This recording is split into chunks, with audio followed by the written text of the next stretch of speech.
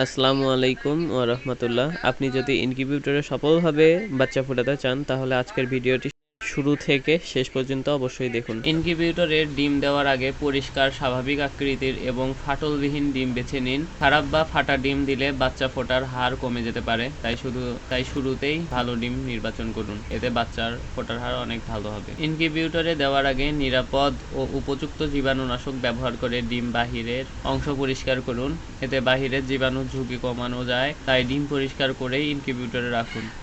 জীবাণুমুক্ত করার পর ডিমগুলো শুকনো ও পরিষ্কার কাপড় দিয়ে ভালোভাবে মুছে সম্পূর্ণ শুকিয়ে নিন। ভেজা অবস্থায় ইনকিউবেটরে রাখলে সমস্যা হতে পারে, তাই ডিম একদম শুকিয়ে তারপর বসান।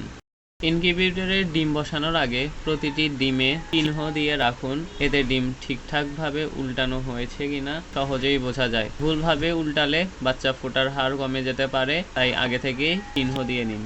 ডিম বসানোর আগে ইনকিউবেটরের নিচে পরিষ্কার কাগজের ওপর একটি পাতলা সুতি কাপড় বিছিয়ে নিন, এতে ডিম পরিষ্কার থাকে এবং নাড়াচাড়ার কিছুটা সুরক্ষা পায়। তাই আগে থেকে ইনকিউবেটর প্রস্তুত করুন, এতে বাচ্চা প্রতিবন্ধী হবে না। ইনকিউবেটরের ডিমগুলো সমান দূরত্ব রেখে সঠিকভাবে সাজিয়ে বসান, এতে সব ডিমে বাতাস ও তাপ সমানভাবে পৌঁছাতে সুবিধা হয়। এলোমেলোভাবে রাখলে সমস্যা হতে পারে, তাই সুন্দরভাবে ডিম সাজিয়ে বসান। সব ডিম সঠিকভাবে বসানোর পর ইনকিউবেটরের ঢাকনা ভালোভাবে বন্ধ করুন। ঢাকনা ঠিকমতো না লাগলে তাপমাত্রা ও আর্দ্রতা নষ্ট হতে পারে এবং বাচ্চা ফোটার হার কমে যেতে পারে, তাই ঢাকনা সবসময় ভালোভাবে লাগিয়ে রাখুন।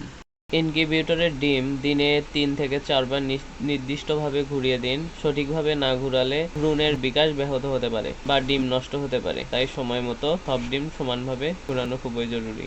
ডিমের ভিতর ভ্রূণ নাড়াচাড়া করছে মানে সাধারণত একটি জীবিত ও বিকাশমান থাকার ভালো লক্ষণ। তবে সঠিক ইনকিউবেশন বজায় রাখা জরুরি। এমন আরও গুরুত্বপূর্ণ কৃষি ও প্রাণী পালনের ভিডিও পেতে আমাদের চ্যানেলটি লাইক ও সাবস্ক্রাইব করে আমাদের সাথে থাকুন। ধন্যবাদ।